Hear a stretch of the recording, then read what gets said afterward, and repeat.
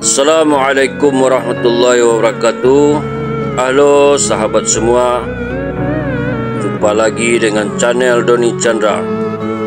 Hari ini kita akan menceritakan tentang kisah sahabat Rasulullah SAW.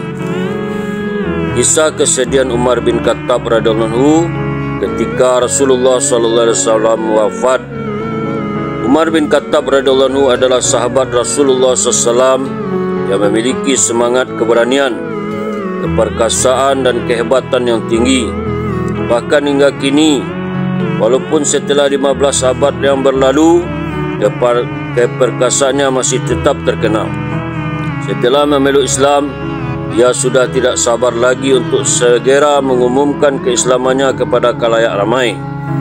Walaupun Umar radhiyallahu anhu mempunyai keberanian yang tinggi, namun ia tidak dapat menahan kesedihannya ketika Rasulullah SAW wafat. Dengan rasa sedih dan gemetar, ia berdiri dan mengacungkan pedangnya sambil berteriak, "Barang siapa mengatakan Rasulullah SAW telah wafat, akan aku penggal lehernya." Rasulullah SAW hanya pergi menjumpai Rabbnya seperti Nabi Musa AS pergi ke Gunung Tursina untuk menemui Rabbnya. Sebentar lagi beliau akan kembali. Barang siapa menyebarkan berita bohong ini, maka akan kupotong tangan dan kakinya. Sedangkan ketika itu wajah Utsman bin Affan radhiyallahu anhu demikian pucat hingga dia tidak dapat berbicara sampai hari kedua. Dengan mulut membisu, ia berjalan ke sana kemari. Begitu pula Ali bin Abi Thalib radhiyallahu anhu. Ia hanya berdiam diri tanpa bergerak sedikit pun. Hanya Abu Bakar Siddiq radhiyallahu anhu yang mampu bertahan. Ia tetap tegar bagaikan gunung. Padahal ia sangat mencintai Rasulullah SAW.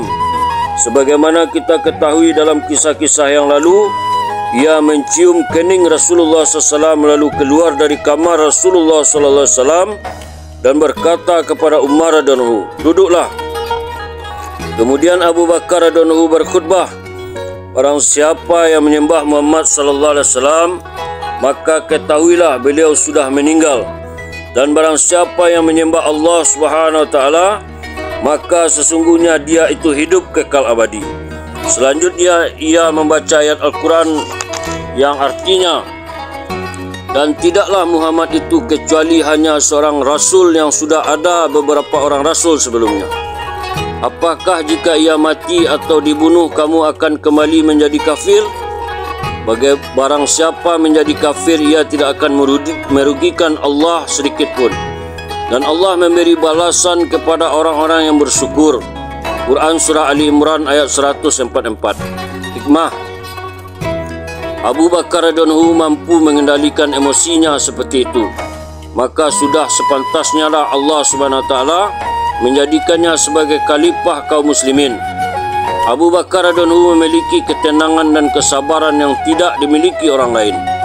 Abu Bakar radhiyallahu anhu juga menguasai ilmu tentang syariat Islam dan hukum waris.